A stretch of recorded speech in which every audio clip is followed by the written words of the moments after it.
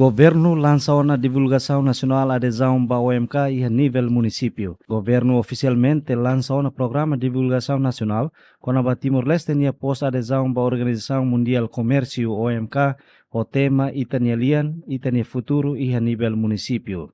Evento lançamento neve acontece e a salão Tocodere município Lixane, sexta semana loca direita o ministro da Agricultura, Pecuária, Pesca e Floresta, Marcos da Cruz, nebe representa vice-primeiro-ministro no ministro coordenador assunto econômico, Francisco Calvo Adilai. Nunemos retan participação do secretário de Estado Cooperativa SECOP, Arsenio Pereira da Silva, representa a autoridade do município Sanluru Resinrua, governo local, ator empresarial, acadêmico, organização sociedade civil Sira. A atividade idane nudar parte ida husi esforço nacional atu hasai conhecimento público com a benefício no implicação husi Timor-Leste nini adesão toma ki OMK. May hal lançamento do programa de boletim de divulgação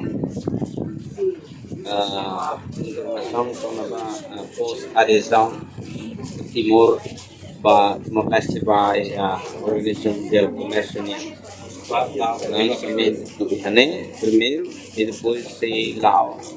Ali Timor-Leste se Ramata e a Waipusi Rayawa e a bulan dezembro ini. E o objetivo usi lançamento atau divulga atau informa atau hatete ba iha povo e líder liderança local isso se vê aldeia a autoridade civil com benefício nebe também vai direita lugar membro da Organização Mundial do Comércio.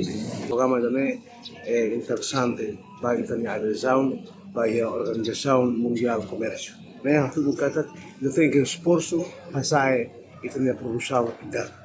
Estamos saindo para agora e ter a produção interna em Chaves.